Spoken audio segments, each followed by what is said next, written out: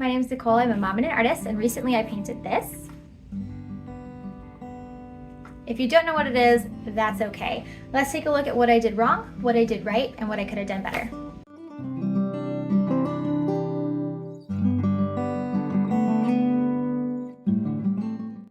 Last month I did a challenge where I painted every day of the month, and I filled some of the pages in my sketchbook with the paintings. If you would like to see those videos, I will link the playlist below where I have them all.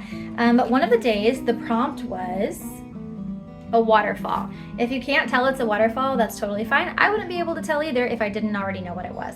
So what did I do wrong here? Now, I knew from the beginning that I was only going to have a little bit of time to work on it. This day was a very busy day when I did this one, and so I only spent about 15 minutes doing this quick sketch.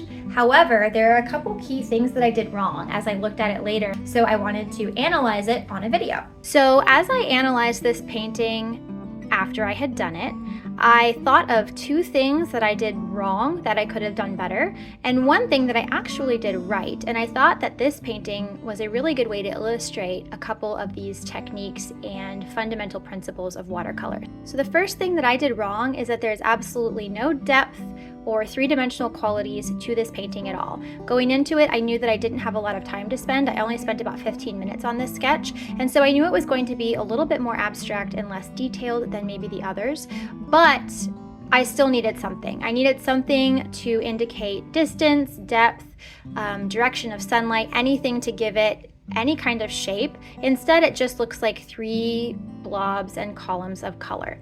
Now, when it comes to the actual shape of the elements here, I'm actually pretty true to the picture, my reference photo, because it was a more top-down kind of view.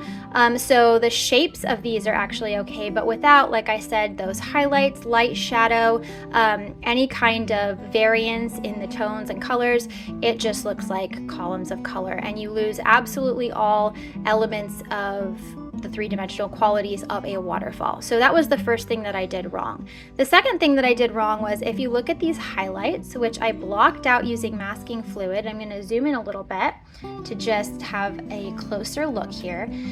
This line is very uneven. Now, the line of the waterfall kind of formed a V, so it would go up and then down and then kind of back up, which is fine, but this variance in each individual little reflection is not okay because it looks very haphazard and it's hard to tell what this is supposed to be.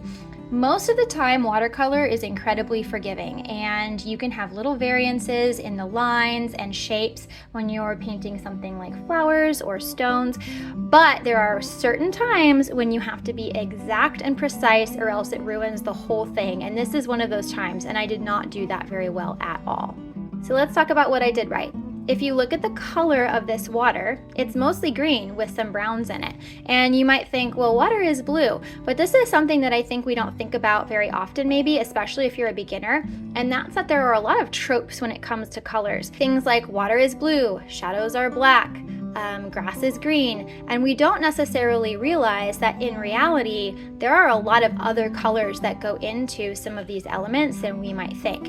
And in my reference photo, the water was very much green with little bits of brown. That's because, especially when you're dealing with smaller bodies of water and not like an ocean where there's a bunch of water all together, usually your water is going to be reflective of what's around it, or you're going to be able to see through the water, the transparency into what's below it, possibly stones or moss that's on the bottom of a riverbed or a lake. And so in that sense, this green is actually the perfect color choice. And I think it can really improve your watercolor when you begin to analyze colors on their own and sort of in their own right, instead of falling back into what we maybe kind of conventionally think of these colors being. I'll give another example here, be this painting I did of a tea party tablescape. And these shadows here, which I think look like shadows and look like how I wanted them to, are actually done in lavender. And oftentimes you will notice, if you're being observant to what the colors actually are, that shadows carry a lot of blues and purples in them and not just the conventional idea of a black shadow. And so that's kind of what I mean by paying attention to those colors and allowing the colors to speak for themselves. Okay, so now that we've kind of examined this painting, let's see if I can do a better job.